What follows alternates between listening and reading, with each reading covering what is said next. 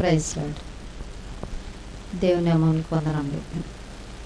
పరిశుద్ధ పౌలు లోదన సంఘమునకు సంఘస్థులందరికీ కూడా ప్రేమాభివందనము. ప్రార్థన చేసుకున్నాం. మహాపరిశుద్ధుడా, మహాఘనుడా, నిత్యుడగు తండ్రి, సమాధానకర్త, అద్వితీయగు దేవా, మీ అమూల్యమైన నామములకు వెలలేని లెక్కింపులేని స్తుతులు స్తోత్రాలు చెల్లించుకుంటున్నాం తండ్రి. ఇదిగోనైనా మీ వాక్యములను అతన్ని ధ్యానించుకొనిచుండగా ప్రభా, మీ నోటి పూరుగా నన్ను వాడుకున్నామని, మీ మాటలు నాయన ప్రభ, నేను చెప్పు మాటలు మీకు అంగీకారం ఇష్టంగా ఉండులాగున నాయన మీ వాక్యమును నా తల్లి స్వార్థను ప్రకటించే విధముగా మీరు బలం శక్తిని దయచేయమని త్వరగా రానయ్యున్న నజరుడిని వేసే అతి శ్రేష్టమైన నామములో అడిగి వేడుకుంటున్నాం తండ్రి. ఆమేన్.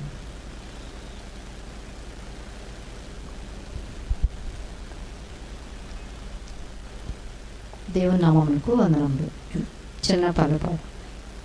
దేవా మా కుటుంబము నీ సేవకే అంకితము. దేవా మా కుటుంబము నీ సేవకే అంకితము. ఈ శాపలోకాన నీ సాక్షులుగా నిలువా, నీ ఆత్మతో నింపుమా, నీ ఆత్మతో నింపుమా.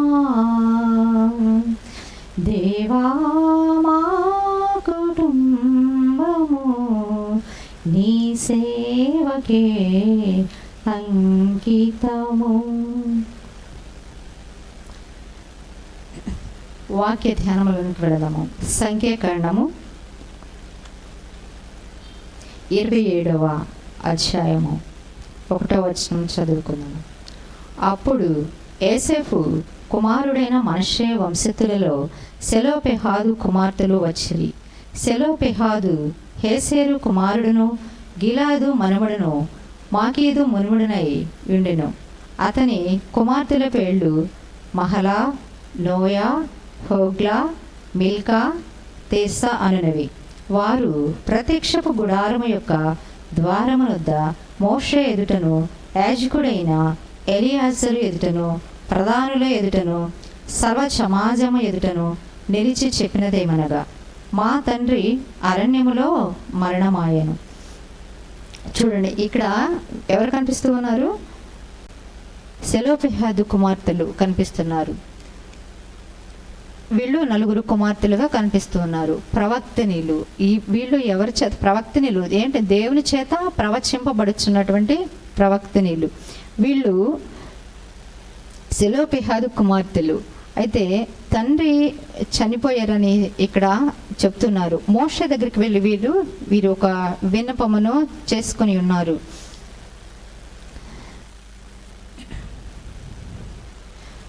యాజకుడైన ఎలియాజరు ఎదుటను, ప్రధానులు ఎదుటను, సర్వ సమాజం ఎదుటను నిలిచి చెప్పినదేమనగా, మా తండ్రి అరణ్యములో మరణమాయను. ఎందుకు మరణమయ్యారు? తండ్రి పాపం చేశారు కాబట్టి తను మరణమయ్యారని వీళ్ళు తానంతట తానే ఒప్పుకున్నారు. ఏదైనా చేసిన తరువాత ఒప్పుకోవటం చాలా కష్టంగా ఉంటుంది. కానీ ఇప్పటికంటే వెనుపటి వాళ్ళని చూస్తే వాళ్ళు ఎంతో భయభక్తులతోనూ మనము బైబిల్లో చూసి ఉన్నాము. వీరు చాలా అంటే దేవుని ఎదుట చాలా నమ్మకంగాను విశ్వాసంగాను వీరు చెప్పి ఉన్నారు. చూడండి, విరోధముగా యెహోవాకు విరోధముగా కూడిన వారి సమూహములో ఉండలేదు, కానీ తన పాపమును బట్టి మృతి పొందెను. తండ్రి సెలోపెహాదు మరి ఎలా మరణించారు? తను పాపము వలన మరణించారని తన కుమార్తెలే ఇక్కడ ఒప్పుకుంటున్నారు. మనం ఏం చేసిన, నేను పాపం చేసిన ఈ పాపము వలనే నాకు కలిగిందని మనము చెప్పలేము. ఎప్పుడైతే మనం చేసినటువంటి పాపమును దేవుని సన్నిధిలో ఒప్పుకుంటామో అప్పుడు మనకి రక్షణ కలుగుతుంది. మనలో విశ్వాసం లేనిదే దేవుని ఎదుట మనము పాపమును ఒప్పుకొనలేము. సెలోపెహాదు కుమార్తెలు ఇలాగా వీళ్ళు చాలా తన ఔన్నత్యాన్ని చూపిస్తూ ఉన్నారు, విధేయతను చూపిస్తూ ఉన్నారు అనమాట. దేవుని సన్నిధిలో మోషే దగ్గర విన్నవించుకుంటున్నారు. అప్పుడు మోషే ఏమంటున్నారు చూడండి. అప్పుడు మోషే వారి కొరకు యెహోవా సన్నిధిని మనవి చేయగా, యెహోవా మోషేకు ఇలాగ సెలవిచ్చెను, సెలోపెహాదు కుమార్తెలు చెప్పినది యుక్తము. అంటే వాళ్ళు నిజంగా దేవుని సన్నిధిలో మా తండ్రి పాపం చేసి మరణించారని చెప్పారు. ఏమీ అబద్ధం ఆడలేదు. ఎందుకంటే దేవునిలో వాళ్ళు విశ్వసించి విధేయత కలిగినటువంటి ప్రవక్తనిలుగా మనం చూస్తూ ఉన్నాము. బైబిల్లో వీళ్ళ నలుగురు గురించి 4-5 చోట్ల ఉంటుంది. అయితే దేవుని వెరిగి మరి ప్రవక్తలుగా ఉండి దేవుని వాక్యమును కానీ దేవుని కానీ ప్రవచించడము, వాళ్ళని మనం ప్రవక్తలుగా చూస్తూ ఉన్నాము. విధేయత కలిగినటువంటి స్త్రీలలో రూతును చూస్తూ ఉన్నాము. రూతు నయోమి కోడల్లో ఓర్ప ఏం చేసింది? అత్తని హత్తుకోకుండా తన నుంచి విడిపోయింది. అయినా కానీ రూతు మరి అత్తను హత్తుకొని విధేయత వినయమగలిగినటువంటి స్త్రీగా మనం చూస్తూ ఉన్నాము. ఈ సెలోపహదు కుమార్తెలను పోలి మనము కూడా స్త్రీలము మొదటగా మనము కుటుంబముని రక్షణలోనికి నడిపించాలన్నా, మనము కుటుంబంలో ఏది చేయాలన్నా మొదటగా స్త్రీ కుటుంబంలో ఒక తల్లిగా, ఒక స్త్రీగా, ఒక అక్కగా, ఒక చెల్లిగా మనము కుటుంబాన్ని కట్టుకోవాలి. ఎలా? ప్రార్థన ద్వారా. మనకి ఇవి అవి కావాలి, అవసరతలు కావాలని అడిగే కంటే మొదటగా మనము దేవుని ప్రార్థన ఎలా చేయాలి, ఆ ప్రార్థన ద్వారా మనము ఎలా దేవునిలో మనము కట్టబడాలి, ఎలా నిలవబడాలి, ఎలా విధేయత కలిగి జీవించాలి అనేటువంటిది మనకు వాక్యము నేర్పుతుంది. వాళ్ళు విధేయత కలిగి ప్రవక్తనీయులు మరి మోషే దగ్గరికి వెళ్ళి అడిగారు. మోషే గారు మరి వాళ్ళు మనం ఆలకించి మరి వాళ్ళకి తండ్రి సహోదరులతో పట్టుకడి ఇవ్వమని అడిగారు. ఎందుకంటే ఇప్పుడు మనము లోకపరంగా చూస్తే ఆస్తులు కూడా అన్ని కూడా ఆడపిల్లలకి దక్కట్లేదు.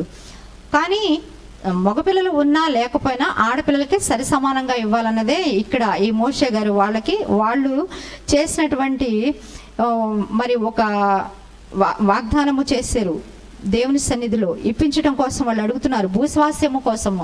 అంటే ఎవరైనా వాళ్ళ స్వాస్థ్యాన్ని ఆధీనపరుచుకున్నారని చెప్పేసి వాళ్ళు ఒక పిటిషన్, మనం ఏదైనా కావాలి అని అంటే మనం పిటిషన్ వేస్తాం. అలాగే వాళ్ళు మోషే గారి దగ్గరికి వెళ్ళి ఆ కుమార్తెలు చెప్పుకున్నారు. మరి ఇప్పుడు ఆడపిల్ల అనని అనుకుంటే ఎందుకు? వీళ్ళకి ఆడపిల్ల పుట్టింది, వాళ్ళకి ఆడపిల్ల పుట్టిందా, మాకు 2 ఆడపిల్లలే, మగపిల్లలు కావాలి అని చెప్పేసి చెప్తారు. కానీ అలా కాకుండా వీళ్ళు చూడండి, బైబిల్లోనే మనం డైరెక్ట్గా చూడగలుగుతున్నాము, ప్రవక్తనీయులుగా చూడగలుగుతున్నాం ఆడపిల్లల్ని. ఈనాడు చూస్తే ఆడపిల్ల అనని ఏదో సందేహిస్తూ ఉంటారు. కానీ అలా కాదు. ఆడపిల్ల అయినా సరే మనం బైబిల్లో చూస్తే ఈ ఆడపిల్లలు ఏ విధంగా ఉన్నారు, వీళ్ళు ఎలా గొప్ప ప్రవక్తనీయులుగా ఉన్నారన్నది మనము చూడగలుగుతున్నాము. వీళ్ళు ఎలా ఉన్నారు? చాలా ధైర్యవంతులుగా, విశ్వాసంగా దేవుని సన్నిధిలో ఎదగగలిగారు. దేవునితో విశ్వాసముతో వాళ్ళు ప్రవక్తలుగా నిలవబడ్డారు. మరి మనం ఏదైనా చేస్తూ ఉన్నామంటే పట్టుదలతో చేస్తాం. అలాగే దేవుని సన్నిధిలో కూడా ప్రార్థన కూడా పట్టుదలతో చేయాలి. హన్నా ఎలా చేసింది? విజ్ఞాపన ప్రార్థన చేసింది. మనకి ఏదైనా అవసరత ఉంటేనే మనము విజ్ఞాపన ప్రార్థన చేయడం కాదు. ఆ పని అయ్యే వరకు మనం విజ్ఞాపన ప్రార్థన చేసి విడిచిపెట్టేవారుగా కాకుండా ఎప్పటి కూడా ఈ లోకంలో జీవించినంత కాలము కూడా మనం దేవుని సన్నిధిలో విజ్ఞాపన ప్రార్థనతోనే మనము ఉండాలి. అలాగే దేవుని మందిరంలో, శిలోహు మందిరంలో కూడా తను 84 సంవత్సరములు దివరాలైనప్పటికీ కూడా తన దేవుని విడిచిపెట్టకుండా ప్రార్థన చేసింది. మనము కొద్ది సమయం చేయడానికి మోకరించి ప్రార్థన చేయలేనటువంటి స్థితిలో ఇప్పుడు ఉన్నాం మనం. కానీ తను 84 సంవత్సరాలు కూడా విధురాలైనప్పటికీ కూడా తన మందిరముని విడిచిపెట్టక ప్రార్థన చేస్తూ ఉంది. అలాగే సమరయ స్త్రీని చూస్తూ ఉన్నాం. తను కూడా తను ఒప్పుకొని మరి దేవుని విడిచిపెట్టకుండా పాదాలు కడిగి, దేవుని పాదాలు కడిగి తను దేవుణ్ణి స్తుతించింది, దేవుని ప్రార్థించింది, విశ్వాసంతో ఉన్నది. తన పాపమును తను ఒప్పుకున్నది. మన పాపముల నుండి రక్షించుటకు, విడిపించుటకు మన యేసుక్రీస్తు ప్రభు ఈ లోకమునకు రక్షకుడుగా వచ్చి ఉన్నారు. అలాగే ఈ కుమార్తెలు కూడా ప్రవక్తనీయులుగా మరి తండ్రి స్వాస్థ్యం కొరకు వాళ్ళు ఎంతో దేవుని సన్నిధిలో మొరపెట్టారు. మోషే గారి ద్వారా వారు ఆ స్వాస్థ్యాన్ని పొందుకున్నారు, భూస్వాస్థ్యమును. మరి ఈ లోకములో కావలసినటువంటి స్వాస్థ్యము కంటే కూడా మనకు కావాల్సింది, మనకి దేవుని వాక్యము. మొదటగా మనము వాక్యమును వెదకాలి. అప్పుడు మనకి ఈ లోకములో ఏమి కావాలో తనంతట తనే అవే వచ్చేస్తాయి. మరి కానాను స్త్రీ కూడా దేవుణ్ణి స్వస్థపరచమని అడిగింది. తనను కూడా కుక్క అని పిలిచినా కానీ, తనని ఎట్లా పిలిచినా కానీ, తను అసహ్యించుకున్నా కానీ వదిలిపెట్టకుండా తన దేవుని సన్నిధిలో దేవుని పాదాలు కడిగింది. విడిచిపెట్టే వారిగా కాకుండా దేవుని హత్తుకోగలిగినటువంటి స్త్రీలుగా మనము ఉండాలి. మన కుటుంబాన్ని ప్రార్థన ద్వారా కట్టుకోవాలి.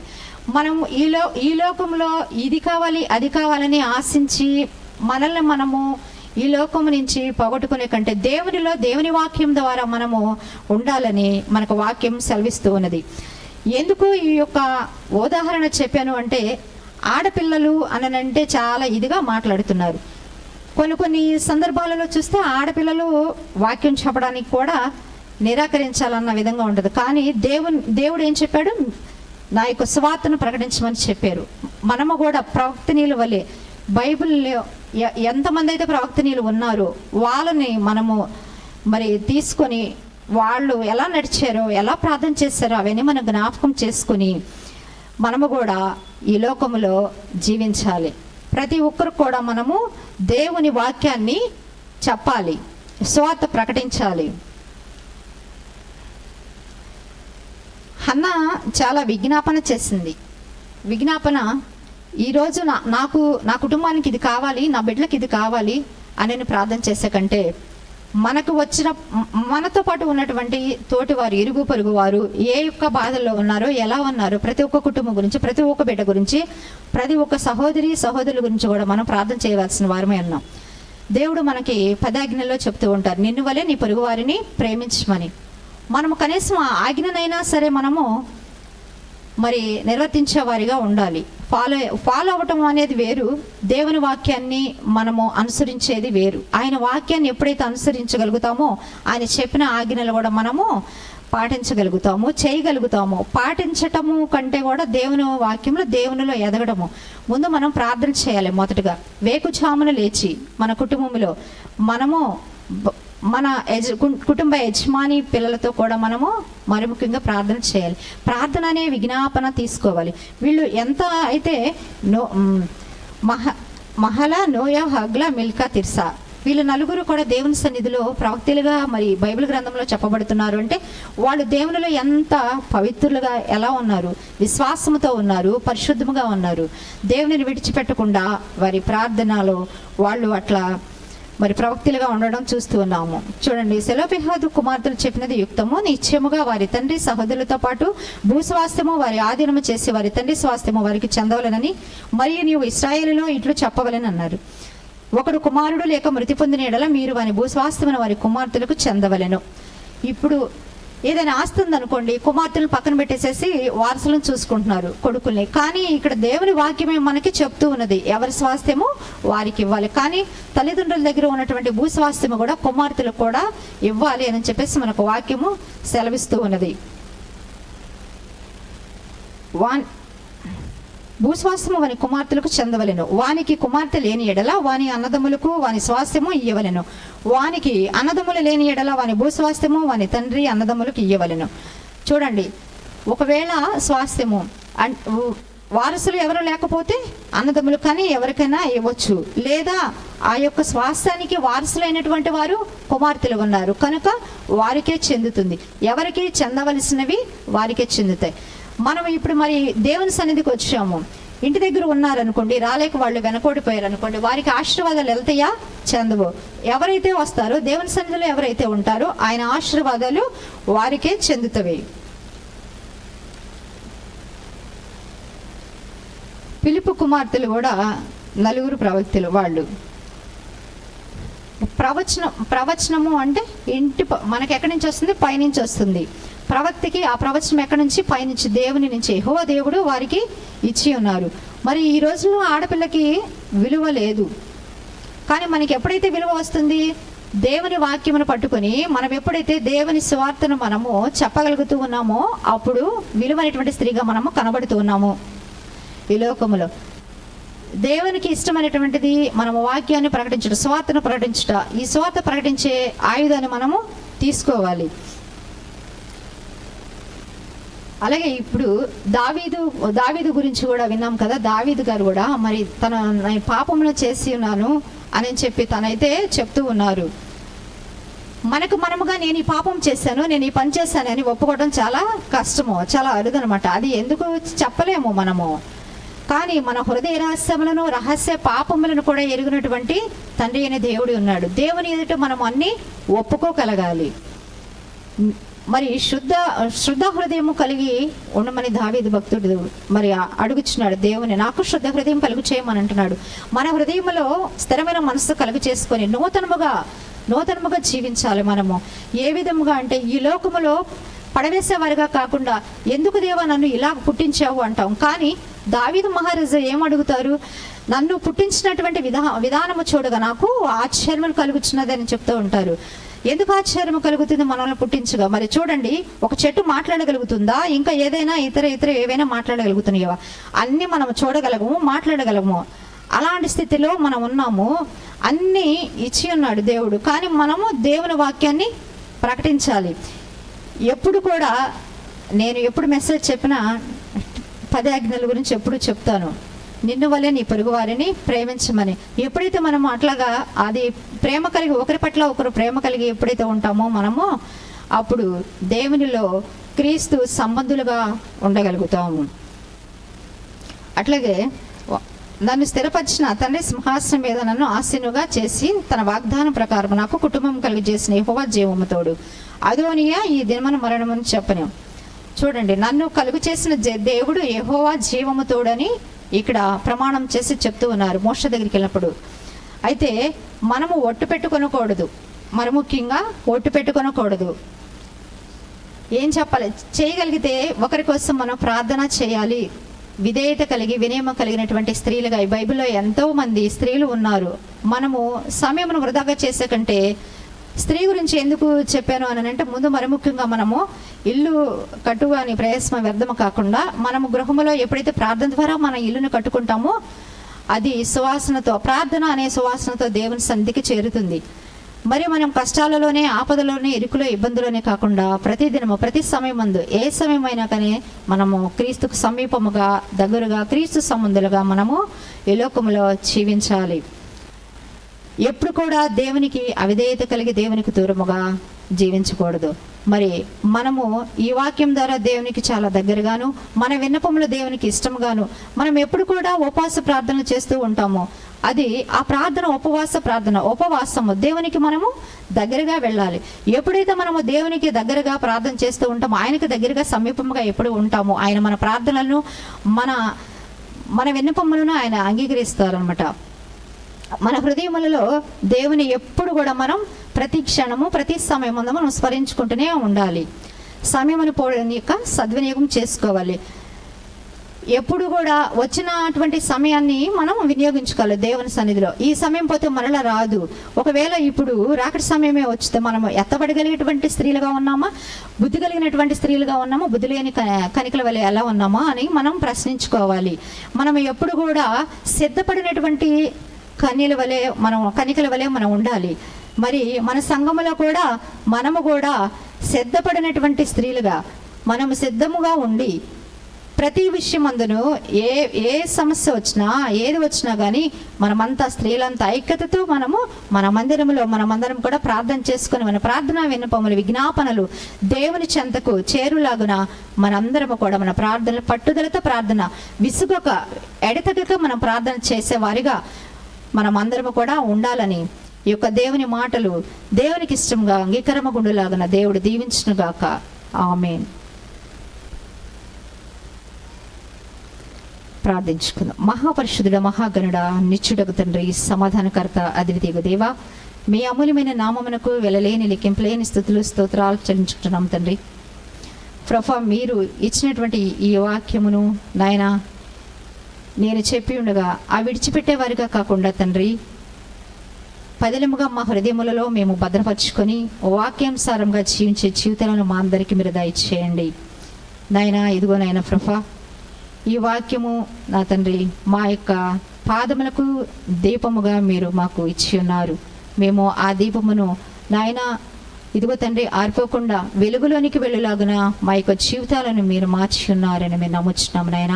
మా జీవితాలను మీ వాక్యం ద్వారా మీరు కట్టి ఉన్నారు తండ్రి. మా హృదయములలో మేము భద్రపరుచుకొని విడిచిపెట్టేవారిగా కాకుండా నాయన హృదయానుసారంగా జీవించే జీవితాలు మా అందరికీ దయచేయండి దేవా.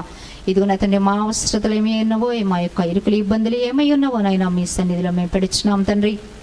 తండ్రి ప్రభ ఇదిగో ప్రవక్తనీలుగా నాయన ప్రభ మేము ప్రతి ఒక్క స్త్రీ కూడా, ప్రతి ఒక్క బిడ్డ కూడా, ప్రతి ఒక్క సహోదరి కూడా నాయన మీ సన్నిధిలో మేమందరము తండ్రి విడిచిపెట్టేవారిగా కాకుండా పట్టుదలతో ప్రార్థన చేసేవారిగా నాయన అబిగయలు ఏ విధంగా చేశారో ప్రార్థన తండ్రి, సమరయ స్త్రీ ఏ విధంగా చేసిందో నా తండ్రి, ఆయా ఇదిగో నా తండ్రి రూతు నయోమి ఏ విధంగా ఇస్తారు తండ్రి నాయన ప్రభ హన్నా ప్రార్థన ఎలా మీరు విజ్ఞాపనగా నాయన మీ సన్నిధికి ప్రార్థన చేర్చిందో తండ్రి, మా ప్రార్థనలు కూడా మీకు ఇష్టంగా అంగీకారమగుండేలాగా మేము ప్రార్థించేవారుగా మమ్మల్ని దీవించమని ఆశీర్వదించమని నాయన ప్రభ నా ప్రార్థనలో తప్పుంటే క్షమించమని త్వరగా రాని అన్న నజరేయుడనే యేసయ్య అతి శ్రేష్టమైన నామములో అడిగి వేడుకుంటున్నాం తండ్రి. ఆమేన్.